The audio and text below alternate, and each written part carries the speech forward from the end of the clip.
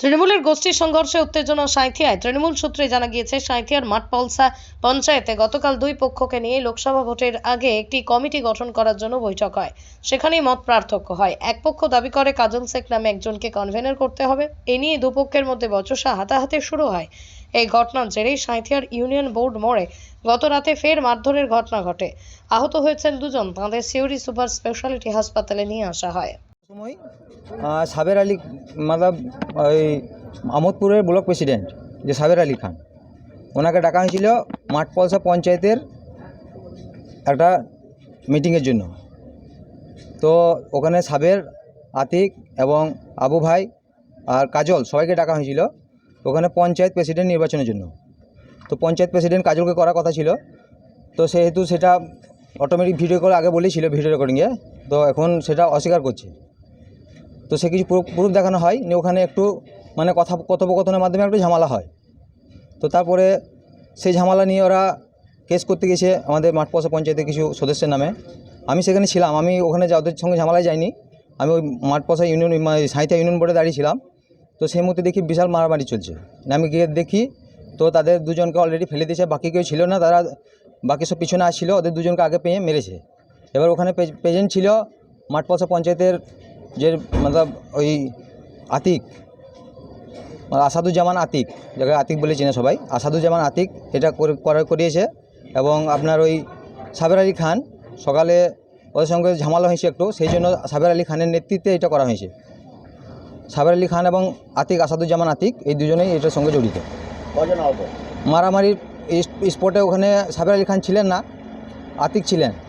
তো এখানে আহত হয়েছে দুজন, मतलब বেশি আহত হয়েছে দুজন, আর অল্প স্বল্প চোট লেগেছে। আমাকেও একটু, আমি ছাড়াতে গেলাম তো আমাকেও হাঁটুতে একটু জোরে লেথিয়ে দিল, তো আমার হাঁটুতে একটু চোট লেগেছে। ওটা ব্যথার ওষুধ খেলে মোটামুটি ঠিক হয়েছে। টোটাল দুজন আহত হয়েছে, আর বাকি সাঁইথিয়া হাসপাতালে এমনি ট্রিটমেন্ট করেছে। তাদের হালকা হালকা ফাটাফাটি হয়েছে, তাদের অতটা কিছু হয়নি। ওখানে প্রায় 6 জনের মতো, 6-7 জন। ওরা মেরেছে আপনাকে, ওখানে ছুরি ছিল, ছুরিগুলো ওখানে লোকাল কিছু লোক আটকে ছিল, ছুরিগুলো আটকে ছিল, শাবল ছিল হাতে। আমি যখন যাই তখন দেখেছি হাতে শাবল ছিল। মাঠপলসা অঞ্চলে সাঁইথিয়া বিধানসভার মানে ব্লক সভাপতি, সাঁইথিয়া ব্লক সভাপতি একটা মিটিং ডেকেছিল বুথ সভাপতি এবং মেম্বারদেরকে নিয়ে। সেখানে মাঠপলসা অঞ্চলের দীর্ঘদিন ধরে একটা প্রধানকে কেন্দ্র করে একটা সমস্যা তৈরি ছিল।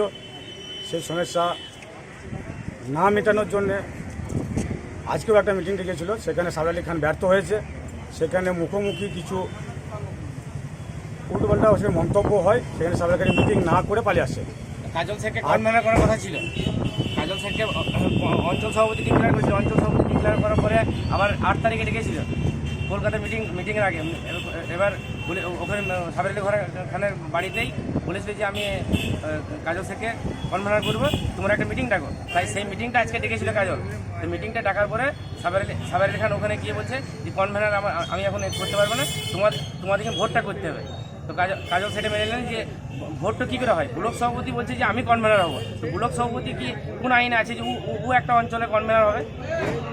তো ওখানে একটা মুখোমুখি একটা জিনিস তৈরি হয়। তো রাতের অন্ধকারে সাবের এখানে কিছু লোকজন পাঠিয়ে আবু হোসেনকে এবং আবু হোসেনের একটা ভাইকে মাথায় আঘাত করে শাবল রড দিয়ে মাথাও ফ্র্যাকচার হয়। এখন সাঁইথিয়া হসপিটালে ভর্তি।